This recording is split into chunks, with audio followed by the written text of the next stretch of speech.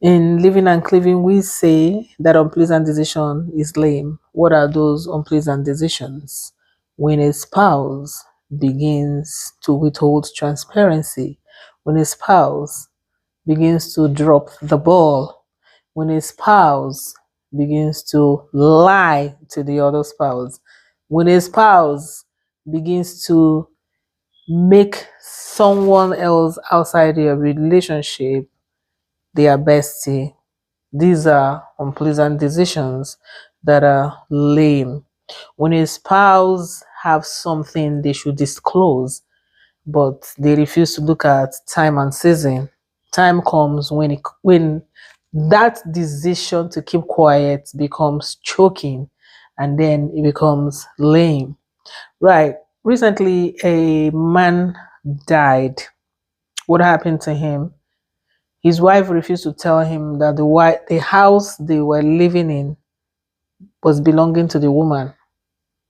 This young woman came home shouting, "It's time to pay school fees.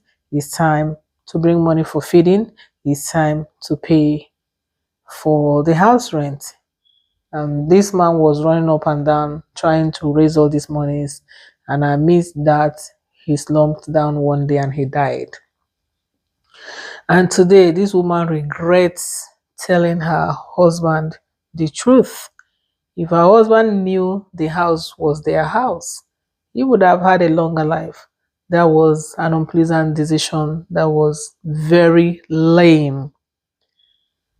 Recently, a family wanted to travel out of the country. They sold basically everything they had and they did different kinds of things, getting to the last stage before they were supposed to leave the country. It now happened that they needed to do paternity tests on their children. They needed to do DNA to determine the paternity of those children.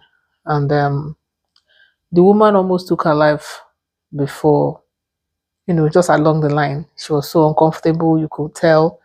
At the end of the day, tests were done, and this man realized that those 3 children he has been taking care of are not his children. So when they went home, due to shame and everything, I think they say the girl killed herself. I just can't remember what happened, but it was actually, she realized, she discovered that it was a lame decision for her to have kept quiet. Now, inside unpleasant decision, there are another kind of unpleasant decision.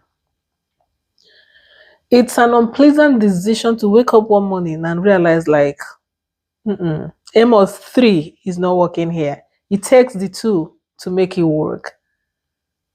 And you have struggled, you have done everything to make it work. And obviously, it's not going to work because the other person is not doing it. It's either they put everything on your shoulder or they blame you for everything and you can't find joy. And it has gotten to a point where it's about to take your life. At that point, it's going to be an unpleasant decision to walk away, but you need to walk away.